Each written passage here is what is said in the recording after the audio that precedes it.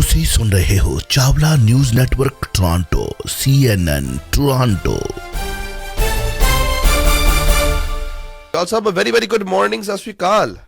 ਸਤਿ ਸ਼੍ਰੀ ਅਕਾਲ ਜੀ ਅਰਸ਼, ਆਪਣੇ ਸਾਰੇ ਸਰੋਤਿਆਂ ਦਰਸ਼ਕਾਂ ਨੂੰ ਵੀ ਗੁੱਡ ਮਾਰਨਿੰਗ ਤੇ ਜੀ ਆਇਆਂ ਨੂੰ ਜੀ। ਜੌਲ ਸਾਹਿਬ ਸਾਰਿਆਂ ਨੂੰ ਪਤਾ ਹੀ ਹੈ ਕਿ ਮਿਊਨਿਸਪਲ ਇਲੈਕਸ਼ਨਸ ਆ ਰਹੇ ਨੇ ਜੀ, ਜਿੱਥੇ ਮਿਊਨਿਸਪਲ ਇਲੈਕਸ਼ਨਸ ਜਿੱਥੇ ਮੇਅਰ ਦੀ ਚੋਣ ਹੁੰਦੀ ਹੈ, ਸਿਟੀ ਕਾਉਂਸਲ ਦੀ ਚੋਣ ਹੁੰਦੀ ਹੈ, ਰੀਜਨਲ ਕਾਉਂਸਲ ਦੀ ਚੋਣ ਹੁੰਦੀ ਹੈ ਤੇ ਸਕੂਲ ਟਰਸਟੀ ਦੀ ਚੋਣ ਹੁੰਦੀ ਹੈ ਜੀ। ਐਂਡ ਸੁੱਖ ਨਾਲ ਤੁਸੀਂ ਵੀ ਵਾਰਡ 9 ਅਤੇ 10 as a candidate school trustee ਦੇ ਵਿੱਚ ਸ਼ਾਮਿਲ ਹੋ। ਹੋਰ ਕਿੰਨੇ candidates Jaul Sahib as a school trustee ਦੇ ਵਿੱਚ ਤੁਹਾਡੇ ਨਾਲ ਸ਼ਾਮਿਲ ਹੋ ਰਹੇ ਨੇ ਜੀ? ਬਿਲਕੁਲ ਅਸੀਂ ਇਸ ਤਰ੍ਹਾਂ ਤੇ ਕੁਝ ਕਿਉਂਕਿ ਪ੍ਰੋਵਿੰਸ਼ੀਅਲ ਇਲੈਕਸ਼ਨ 2 ਜੂਨ ਨੂੰ ਹੋ ਕੇ ਹਟੀ ਹੈ ਤੇ ਉਸ ਤੋਂ ਬਾਅਦ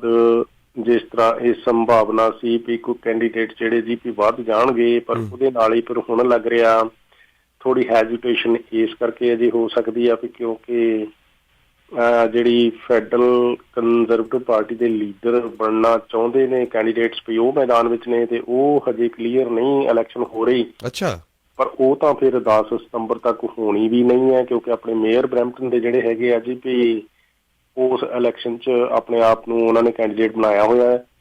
ਤੇ ਵੀ ਲੱਗਦਾ ਕਾਫੀ ਚੱਕੋ ਤੱਕੋ ਦੇ ਵਿੱਚ ਸਾਰਾ ਸਿਲਸਿਲਾ ਇਹ ਕਾਉਂਸਲਰ ਦੀ ਚੋਣ, ਰੀਜਨਲ ਕਾਉਂਸਲਰ ਦੇ ਕੈਂਡੀਡੇਟ ਜਾਂ ਫਿਰ ਮੇਅਰ ਵਜੋਂ ਅਜੇ ਕੋਈ ਏਡੀ ਖਾਸ ਦਿਲਚਸਪੀ ਕਿਸੇ ਨੇ ਦਿਖਾਈ ਨਹੀਂ ਆ ਉਮੀਦਵਾਰ ਬਣਨ ਦੇ ਲਈ। ਸੋ ਕੁੱਲ ਮਿਲਾ ਕੇ ਬਰੈਂਪਟਨ ਦੇ ਵਿੱਚ ਵੀ ਹੁਣ ਤੁਸੀਂ ਦੇਖੋ ਵੀ ਇਹ ਮਈ ਦੇ ਸ਼ੁਰੂ ਦੇ ਵਿੱਚ ਹੀ ਨੋਮੀਨੇਸ਼ਨ ਖੁੱਲ ਗਈਆਂ ਸੀਗੀਆਂ, ਪਰ ਅਜੇ 2 ਕੈਂਡੀਡੇਟ ਜਿਹੜੇ ਆ ਜੀ ਮੇਅਰ ਵਾਸਤੇ ਸਾਹਮਣੇ ਆਏ ਆ। ਇੱਕ ਵਾਚਰ ਕੌਡੀ ਆ ਤੇ ਇੱਕ ਗੌਤਮ ਵਿਦਿਆ ਸਾਗਰ ਹੈ ਤੇ ਇਹਦੇ ਨਾਲ ਹੀ ਫਿਰ ਜਾਣੀ ਕਿ ਵੀ ਵਾਰਡ 1 ਤੇ 5 ਦੇ ਵਿੱਚੋਂ ਜਿਹੜੇ already city councillor regional councillor ਹੈਗੇ ਸੰਤੋਸ਼ ਰੋਵੀਨਾ, ਉਹ ਜਿਹੜੇ ਆ ਜੀ ਦੁਬਾਰਾ ਕੈਂਡੀਡੇਟ ਹੈਗੇ ਆ ਸਿਟੀ ਕਾਉਂਸਲਰ ਵਜੋਂ, ਉਹ ਸਿਟੀ ਕਾਉਂਸਲਰ ਨੇ ਆਲਰੇਡੀ। ਤੇ ਏਦਾਂ ਹੀ ਵੀ ਵਾਰਡ 2 ਤੇ 6 ਦੇ ਵਿੱਚੋਂ ਇੱਕ ਕੈਂਡੀਡੇਟ ਹੈ ਕਾਉਂਸਲਰ ਵਾਸਤੇ। ਵਾਰਡ 3 ਤੇ 4 ਜਿਹੜਾ ਕਿ ਬਰੈਂਪਟਨ ਸਾਊਥ ਆ ਉੱਥੋਂ ਇੱਕ ਵੀ ਕੈਂਡੀਡੇਟ ਮਤਲਬ ਸਿਟਿੰਗ ਸਿਟੀ ਕਾਉਂਸਲਰ ਨੇ ਵੀ ਹਜੇ ਨੋਮੀਨੇਸ਼ਨ ਜਿਹੜੀ ਉਹ ਨਹੀਂ ਫਾਈਲ ਕੀਤੀ। ਹਾਂਜੀ, ਇਸੇ ਤਰ੍ਹਾਂ ਵਾਰਡ 7-8 ਦੇ ਵਿੱਚ ਰੌਚਕ ਹੈ ਸਿਚੁਏਸ਼ਨ ਕਿਉਂਕਿ ਉੱਥੋਂ ਜਿਹੜੇ ਸਿਟੀ ਕਾਉਂਸਲਰ ਸੀਗੇ ਸ਼ਰਮਾਈਨ ਵਿਲੀਅਮਸ, ਉਹ ਆਲਰੇਡੀ ਜਿਹੜੇ MPP ਇਲੈਕਟ ਹੋ ਚੁੱਕੇ ਆ ਤੇ ਫਿਰ ਹੁਣ ਉੱਥੇ ਉਹ ਸੀਟ ਖਾਲੀ ਹੋ ਗਈ ਆ। ਉਹ ਸੀਟ ਖਾਲੀ ਪਈ ਇਲੈਕਸ਼ਨ ਤੱਕ ਜਾਣੀ ਕਿ ਉਹ ਕਿੱਦਾਂ ਭਰਨੀ ਆ ਇਹਦੇ ਬਾਰੇ ਵੀ ਸਿਟੀ ਕਾਉਂਸਲ ਦੇ ਵਿੱਚ ਕਾਫੀ ਕਸ਼ਮਕਸ਼ ਖੜੇ ਆ ਜਿਹੜੇ ਕਾਉਂਸਲਰ ਸਾਹਿਬਾਨਾਂ ਦੇ ਤੇ ਇੱਕ ਤੁਹਾਡਾ ਮੇਅਰ ਦਾ ਤੇ ਦੂਜਾ ਆਪੋਜੀਸ਼ਨ ਉਹਨਾਂ ਦੇ ਵਿੱਚ ਤੇ ਨਵਾਂ ਜਿਹੜਾ ਉਹਦੀ ਜਗ੍ਹਾ ਤੇ ਕੋਈ ਕੈਂਡੀਡੇਟ ਅਪੁਆਇੰਟ ਕੀਤਾ ਜਾਏ ਉਹਦੇ ਵਾਸਤੇ ਮਤਲਬ ਢੁਕਵੇਂ ਸਮੇਂ ਦੀ ਹੁਣ ਇੰਤਜ਼ਾਰ ਜਿਹੜੀ ਆ ਉਹ ਕੀਤੀ ਜਾ ਰਹੀ ਹੈ ਲੱਗਦਾ ਜੀ। ਪਰ ਇਸ ਕਰਕੇ ਵਾਰਡ 7 ਤੇ 8 ਦੇ ਵਿੱਚ ਇਹ 2 ਕੈਂਡੀਡੇਟ ਜਿਹੜੇ ਅੱਜ ਪੀ ਸਿਟੀ ਕਾਉਂਸਲਰ ਵਜੋਂ ਸਾਹਮਣੇ ਆਏ ਆ ਤੇ ਵਾਰਡ 9 ਤੇ 10 ਦੇ ਵਿੱਚ ਇੱਕ ਵੀ ਕੈਂਡੀਡੇਟ ਅਜੇ ਸਿਟੀ ਕਾਉਂਸਲਰ ਵਾਸਤੇ ਉਹਨਾਂ ਨੇ ਕਿਸੇ ਨੇ ਅਪਲਾਈ ਨਹੀਂ ਕੀਤਾ। ਅੱਛਾ। ਅਜੇ ਸਿਟਿੰਗ ਜਾਣੀ ਕਿ ਜਿਹੜੇ ਕਾਉਂਸਲਰ ਆ ਉਹ ਵੀ ਸੋਚ ਵਿਚਾਰ ਦੇ ਵਿੱਚ ਨੇ। ਹਰਕੀਰਤ ਸਿੰਘ ਉਹਨਾਂ ਨੇ ਵੀ ਨਹੀਂ ਅਪਲਾਈ ਕੀਤਾ ਜੀ। ਲੇਕਿਨ ਕਿ ਜਿਹੜਾ ਰੀਜਨਲ ਕਾਉਂਸਲ ਹੈਗੀ ਆ ਵਾਰਡ 9 ਤੇ ਵਾਰਡ 1 ਤੇ 5 ਦੇ ਵਿੱਚੋਂ, ਵੈਸੇ 9 ਤੇ 10 ਦੇ ਵਿੱਚ ਵੀ ਇੱਕ ਕੈਂਡੀਡੇਟ ਹੈਗੇ ਨੇ, ਲੇਕਿਨ ਵਾਰਡ 1 ਐਂਡ 5 ਦੇ ਵਿੱਚ ਜਿਹੜੇ ਹੋਣ ਵਾਲੇ ਕਾਉਂਸਲਰ ਹੈ ਪੌਲ ਵਿੰਸੈਂਟ, ਇਹ ਦੁਬਾਰਾ ਕੈਂਡੀਡੇਟ ਬਣ ਚੁੱਕੇ ਆਲਰੇਡੀ। ਇਸੇ ਤਰ੍ਹਾਂ ਵਾਰਡ 2 ਐਂਡ 6 ਜਿਹੜਾ 2 ਤੇ 6 ਆ ਜਾਣੀ ਕਿ ਉੱਥੋਂ ਵੀ ਮਾਈਕ ਪਲੇਚੀ ਆ ਜਿਹੜੇ ਉਹ ਦੁਬਾਰਾ ਕੈਂਡੀਡੇਟ ਹੈਗੇ ਸਿਟੀ ਕਾਉਂਸਲਰ। ਵਾਰਡ 3 ਤੇ 4 ਦੇ ਵਿੱਚੋਂ ਹਜੇ ਕੋਈ ਰੀਜਨਲ ਕਾਉਂਸਲਰ ਕੈਂਡੀਡੇਟ ਸਾਹਮਣੇ ਨਹੀਂ ਆਇਆ। ਵਾਰਡ 7-8 ਦੇ ਵਿੱਚ ਜਿਹੜੇ ਰੀਜਨਲ ਕਾਉਂਸਲ ਆਲਰੇਡੀ ਹੈਗੇ ਆ ਪੈਟ ਫੋਰਟੀਨੀ, ਉਹਨਾਂ ਨੇ ਆਪਣੀ ਨੋਮੀਨੇਸ਼ਨ ਪਾਈ ਹੋਈ ਹੈ। ਵਾਰਡ 9-10 ਦੇ ਵਿੱਚ ਗੁਰਪ੍ਰਤਾਪ ਸਿੰਘ ਧੂਰ ਇੱਕ ਜਿਹੜੇ ਆ ਜੀ ਰੀਜਨਲ ਕਾਉਂਸਲ ਵਜੋਂ ਹਜੇ ਕੈਂਡੀਡੇਟ ਜਿਹੜੇ ਉਹ ਸਾਹਮਣੇ ਆਏ ਆ, ਪਰ ਉੱਥੋਂ ਸਿਟਿੰਗ ਜਿਹੜੇ ਜੀ ਪੀ ਗੁਰਪ੍ਰੀਤ ਸਿੰਘ ਢਿੱਲੋਂ ਹੈਗੇ ਆ ਉਹ ਅਜੇ ਸੋਚ ਵਿਚਾਰ ਦੇ ਵਿੱਚ ਜਾਪ ਰਹੇ ਆ। ਇਹ ਕੁੱਲ ਮਿਲਾ ਕੇ ਜਾਣੀ ਕਿ ਜਿਹੜਾ ਵਾਰਡ 2 ਤੇ 6 ਆ ਅਰਸ਼, ਉੱਥੇ ਕਮਾਲ ਹੋਈ ਪਈ ਆ ਵੀ ਸਕੂਲ ਟਰਸਟੀ ਦੇ ਆਲਰੇਡੀ 6 ਕੈਂਡੀਡੇਟ ਸਾਹਮਣੇ ਆ ਚੁੱਕੇ ਆ। 6 ਕੈਂਡੀਡੇਟ ਸਾਹਮਣੇ ਆ ਚੁੱਕੇ ਆ, ਹਨਾ ਜੀ। ਸੋ ਏਦਾਂ ਹੀ ਵਾਰਡ 3 ਤੇ 4 ਦੇ ਵਿੱਚ ਉੱਥੋਂ ਤਾਂ ਜਿਹੜੇ ਸਿਟਿੰਗ ਜਾਣੀ ਕਿ ਸਕੂਲ ਟਰਸਟੀ ਹੈ ਕੈਥੀ ਮੈਕਡੋਨਲਡ, ਉਹ ਸਾਹਮਣੇ ਆਏ ਆ, ਉਹਨਾਂ ਨੇ ਆਪਣੀ ਨੋਮੀਨੇਸ਼ਨ ਫਾਈਲ ਕੀਤੀ ਹੈ। ਵਾਰਡ 7 ਤੇ 8 ਦੇ ਵਿੱਚ ਵੀ 2 ਕੈਂਡੀਡੇਟ ਸਾਹਮਣੇ ਆ ਚੁੱਕੇ ਆ ਤੇ ਵਾਰਡ 9 ਤੇ 10 ਜੇ ਤੁਸੀਂ ਗੱਲ ਕਰ ਰਹੇ ਹੋ ਅਰਸ਼, ਉਹਦੇ ਵਿੱਚੋਂ ਸਤਪਾਲ ਸਿੰਘ ਜੌਲ ਇੱਕੋ ਇੱਕ ਕੈਂਡੀਡੇਟ ਜਿਹੜੇ ਪੀ ਉਹ ਹੈਗੇ ਨੇ ਵਾਰਡ 9 ਤੇ 10 ਦੇ ਵਿੱਚ। ਬਾਕੀ ਇਹਦੀ ਤਾਂ ਸਿਚੁਏਸ਼ਨ ਕਾਫੀ ਅਜੇ ਚੇਂਜ ਹੋਣੀ ਹੈ ਕਿਉਂਕਿ ਨੋਮੀਨੇਸ਼ਨ ਖੁੱਲੀਆਂ ਨੇ ਅਜੇ। ਜਿਹੜੇ ਡੈਡਲਾਈਨ ਕਦੋਂ ਆ ਜੌਲ ਸਾਹਿਬ? ਡੈਡਲਾਈਨ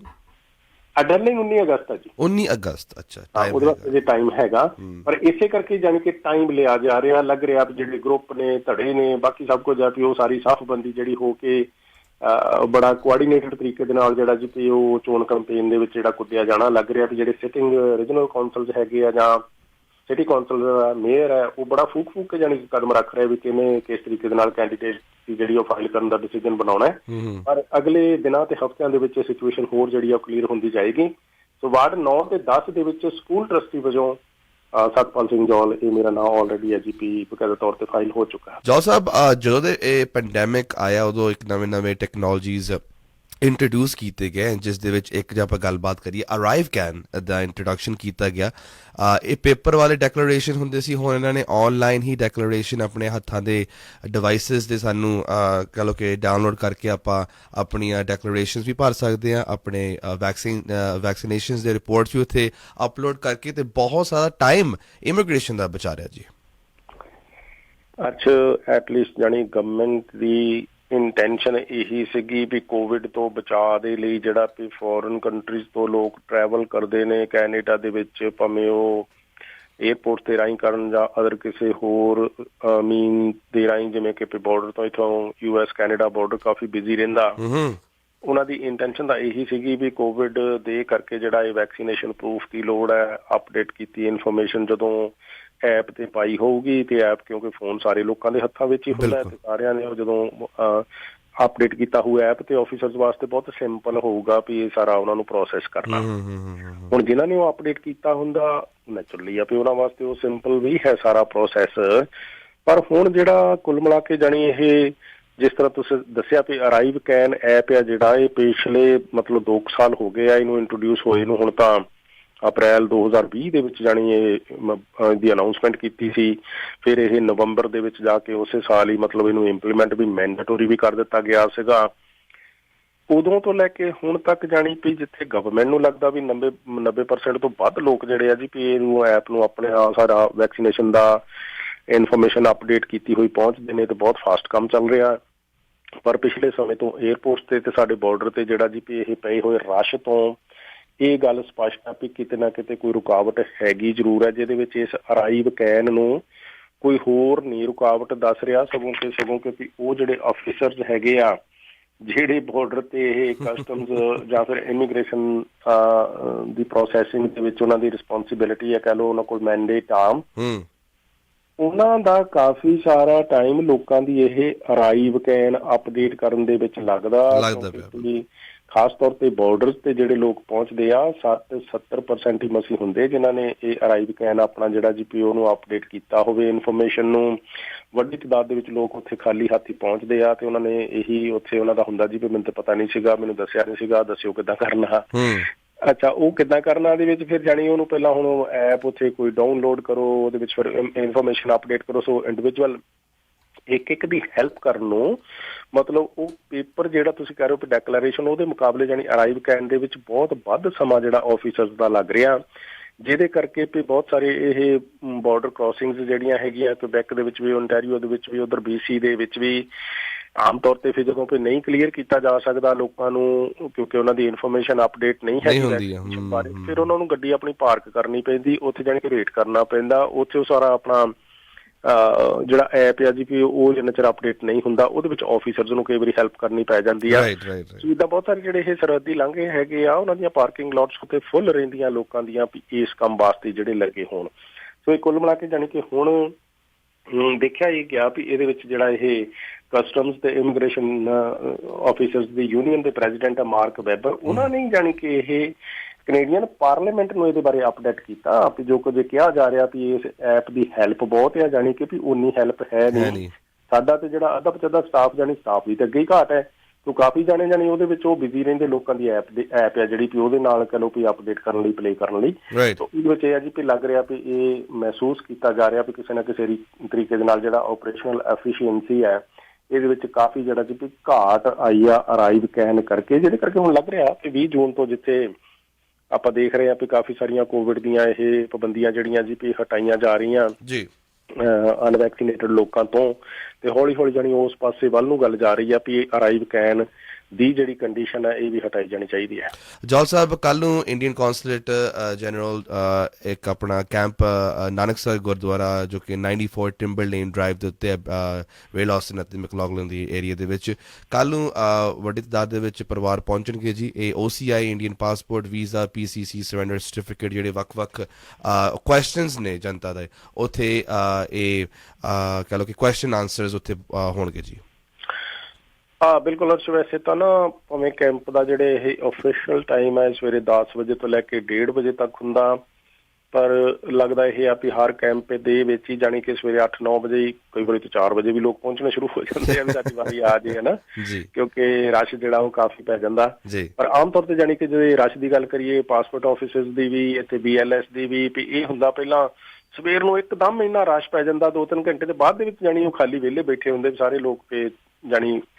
ਜੇ ਉਹੀ ਲੋਕ ਜਾਣੀ ਸਲੋਲੀ ਵੰਡ ਹੋ ਕੇ ਡਿਊਰਿੰਗ ਦਾ ਡੇ ਆਉਂਦੇ ਜਾਣ ਥੋੜੇ ਕਰਕੇ, ਤੇ ਆਫਿਸਰਸ ਦਾ ਇਹ ਕਹਿਣਾ ਵੀ ਬੜਾ ਵਧੀਆ ਜਾਣੀ ਕਿ ਕੰਮ ਹੈ ਜਿਹੜਾ ਉਹ ਨਿਪਟਾਇਆ ਵੀ ਜਾ ਸਕਦਾ ਹੁੰਦਾ,